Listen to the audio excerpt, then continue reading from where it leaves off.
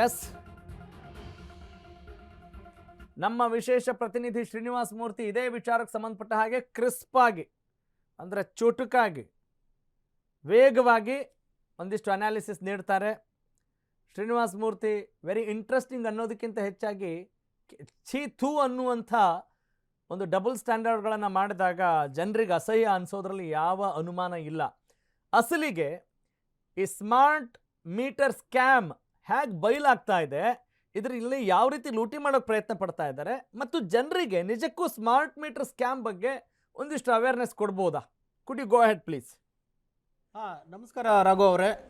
ನನ್ನ ಕಳೆದ ಒಂದು 6-7 ವರ್ಷದ ಸಾರ್ವಜನಿಕ ಬದುಕಿನಲ್ಲಿ ನೋಡಿದ್ದೇ ಆದರೆ ನಾವು ಎಲ್ಲ ಕಡೆ ಹೇಳ್ತೀವಿ ಗಳಿಗೆ ಸಿದ್ಧ ಒಳಗೆ ಮೆದ್ದ ಅಂತ. ಇವರು BJPಯನ್ನು ಪುಂಖಾನುಪುಂಖವಾಗಿ ಬೈಯೋದು, ಅವರ ಅಧ್ಯಕ್ಷರಂತೂ ಸಂವಿಧಾನ ಬುಕ್ಕನ್ನು ಹಿಡ್ಕೊಂಡು ಸಾರ್ವಜನಿಕ ಸಭೆಯಲ್ಲಿ ಮಾತಾಡೋದು, ನಾವು ಸಂವಿಧಾನ ರಕ್ಷಕರು ಅಂತ ಹೇಳೋದು, ಭ್ರಷ್ಟಾಚಾರ ವಿರೋಧಿಗಳು ಅಂತ ಹೇಳೋದು, ಆದರೆ ಮಾಡೋದು ಮಾತ್ರ ಡಬಲ್ ಸ್ಟ್ಯಾಂಡರ್ಡು. ಈಗ ಸ್ಮಾರ್ಟ್ ಮೀಟರ್ ವಿಚಾರಕ್ಕೆ ಬರೋದಾದರೆ ಇದು ಸುಮಾರು 16,000 ಕೋಟಿಯ ಬಹುಕೋಟಿ ಹಗರಣ. ಇದು ಹೌದು. ಪಕ್ಕದ ಆಂಧ್ರದಲ್ಲಿ 1,000-2,000ಕ್ಕೆ ಸಿಗೋವಂಥ ಒಂದು ಮೀಟರ್ನ ಇಲ್ಲಿ 9,000ಕ್ಕೆ ಪರ್ಚೇಸ್ ಮಾಡ್ತಾರೆ.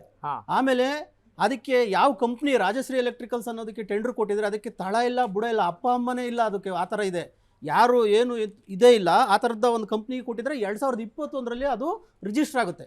2022ರಲ್ಲಿ ಇದು ಬೊಮ್ಮಾಯಿ ಗೌರ್ಮೆಂಟಲ್ಲಿ ಪ್ರಪೋಸಲ್ ಬರುತ್ತೆ.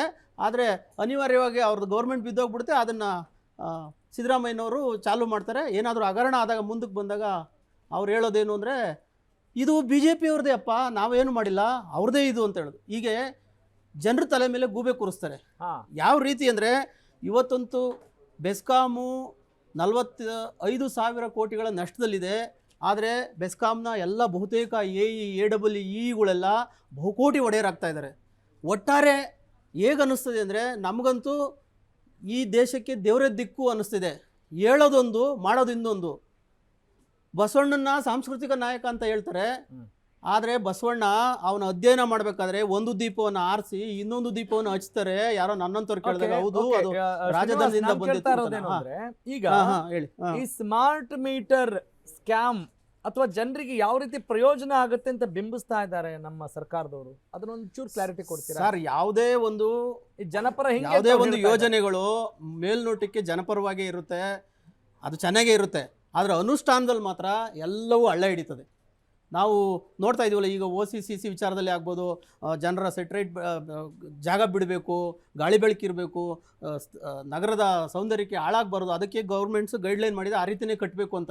ಆದರೆ ಅದನ್ನು ಅನುಷ್ಠಾನ ಮಾಡುವಂಥ ಒಂದು ಕಾರ್ಯಶೈಲಿನೇ ಇಲ್ಲ ಸರ್ಕಾರದಲ್ಲಿ. ಈ ಸರ್ಕಾರ ಅಂತಲ್ಲ, ಎಲ್ಲರೂ ಇದ್ದೋರಿಬ್ಬರು ಕದ್ದೋರು ಯಾರು ಅಂತ ನಾವಂತೂ ಒಟ್ಟಾರೆಯಾಗಿ ಸರ್ಕಾರ ನಡೆಸೋರಂತೂ ಅಯೋಗ್ಯರು, ಅಪ್ರಾಮಾಣಿಕರು, ನಿರ್ಲಜ್ಜರು, ಒಂದು ರೀತಿಯಲ್ಲಿ ದಪ್ಪ ಚರ್ಮದವರು.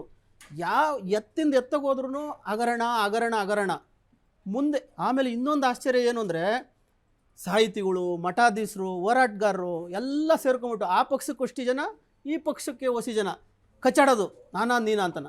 ಎಲ್ಲರೂ ಕಳ್ಳರು ಅಂತ ಒಬ್ಬರಿಗೂ ಅರಿವಾಗಿಲ್ಲ. ನಮ್ಮನ್ನು ಆಳೋರು ಯೋಗ್ಯರಾಗಬೇಕು, ಪ್ರಾಮಾಣಿಕರಾಗಬೇಕು, ನಿಸ್ವಾರ್ಥಿಗಳಾಗಬೇಕು, ಸರಳವಾಗಿ ಬದುಕಬೇಕು, ಆವಾಗಲೇ ಈ ದೇಶ ಉಳಿಯೋದು. ಇಲ್ಲ ಅಂದರೆ ಸ್ಮಾರ್ಟ್ ಮೀಟರ್ ನಾನು ಕೇಳ್ತಾ ಇರೋದು ಇಲ್ಲಿ ಹೆಂಗ್ ಹೊರೆ ಆಗ್ತಾ ಇದೆ ಜನರಿಗೆ, ಹೆಂಗ್ ಹೊರೆ ಆಗುತ್ತೆ ಇದು ಅಂತ, ಅದ್ರ ಬಗ್ಗೆ ಒಂಚೂರು ಅರಿವು ಮೂಡಿಸ್ಬೋದಾ ಸರ್? ಯಾವುದೇ ಯೋಜನೆಗಳು ಬಂದಾಗ, ಸ್ಕ್ಯಾಮ್ಗಳಾದಾಗ ಪ್ರಭಾವಿಗಳಿಗೆ ಯಾವುದೇ ಏನೂ ಆಗಲ್ಲ ಸರ್. ನಿಜವಾಗ್ಲೂ ನಲ್ಗೋದು, ಅಕ್ಷರಶಃ ನಲ್ಗೋದು ಜನಸಾಮಾನ್ಯರು. ಪ್ರತಿಯೊಂದು ಹಗರಣದ ಹಿಂದೆ ಇವಾಗ ಸಣ್ಣದು, ಇವಾಗ ಗ್ಯಾಸ್ ಸಿಗ್ತಾ ಇಲ್ಲ ಸರ್, ಪ್ರಭಾವಿಗಳು 6,000 ದುಡ್ಡು ಕೊಟ್ಬಿಟ್ಟು ತೊಗೊಂಡ್ಬಿಡ್ತಾರೆ ಬ್ಲ್ಯಾಕಲ್ಲಿ. ಅದೇ ಒಬ್ಬ ಆಟೋ ಡ್ರೈವರು ರಾತ್ರಿ 8 ಗಂಟೆಗೆ ಹೋಗಿ ಲೈನಲ್ಲಿ ಇದ್ಕೊಂಡು ರಾತ್ರಿಯೆಲ್ಲ ಕಾದು ಸೊಳ್ಳೆ ಕಚ್ಚಿಸ್ಕೊಂಡು ನಿದ್ದೆ ಇಲ್ದಂಗೆ ಮಧ್ಯಾಹ್ನ 1 ಗಂಟೆಗೆ ಬರ್ತಾ ಇದ್ದಾನೆ. ನಾನು ಜಸ್ಟ್ ಎಕ್ಸಾಂಪಲ್ ಹೇಳಿದ್ದು. ಯಾವುದೇ ಹಗರಣಗಳಾದ್ರೂ ಹೊರೆ ಆಗೋದು ಜನಸಾಮಾನ್ಯರ ಮೇಲೆ. ಓಕೆ, ಜನಸಾಮಾನ್ಯರನ್ನ ಹೆಸರು ಹೇಳೋದು, ರಾಜಕಾರಣಿಗಳು ತಿನ್ನೋದು, ಇದೇ ಆಗ್ಬಿಟ್ಟಿದೆ ಸರ್. ಇದು ಒಟ್ಟಲ್ಲಿ ನಮ್ಮ ರಾಜಕೀಯ ವ್ಯವಸ್ಥೆ ಬದಲಾಗಬೇಕು. ಅದಾದ್ರೂ ಮಾತ್ರ ಈ ದೇಶ ಉಳಿತದೆ. ಇಲ್ಲ ಅಂದ್ರೆ ಈ ದೇಶಕ್ಕೆ ದೇವರೇ ದಿಕ್ಕು. ರೈಟ್. ಶ್ರೀನಿವಾಸ್, ಧನ್ಯವಾದ ತಮ್ಮ ಮಾಹಿತಿ ಮತ್ತು ವಿಶ್ಲೇಷಣೆಗಾಗಿ. ಅವರ ಮಾತಲ್ಲಿ ಒಂದು ಸಾತ್ವಿಕ ಆಕ್ರೋಶ ಇತ್ತು.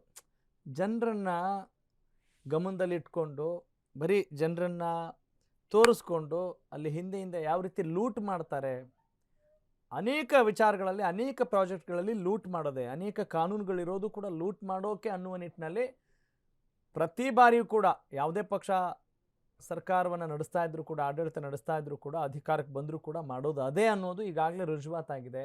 ಹೀಗಾಗಿ ಜನ ಬೇಸತ್ತಿದ್ದಾರೆ. ಮತ್ತು ನಾವು ಹೇಳೋದಿಷ್ಟೇ, ಯಾವುದಾದ್ರೂ ನೀವು ಪ್ರಾಜೆಕ್ಟ್ನ ತಂದು ಜನರಿಗೆ ಮಸಿ ಬಳಿಯೋ ಯೋಚನೆ ಏನಾದರೂ ಮಾಡ್ತಾ ಇದ್ದರೆ, ಜನ ಇಲ್ಲಿಗೆ ಕೈಗೆ ಮಸಿ ಹಾಕ್ಕೊಳ್ತಾರಲ್ಲ ಓಟ್, ಅದು ನಿಮಗೆ ಮಾತ್ರ ಸಿಗಲಿಕ್ಕಿಲ್ಲ ಮುಂದಿನ ದಿನಗಳಲ್ಲಿ ಯಾರೇ ಮಾಡಿದರೂ ಕೂಡ.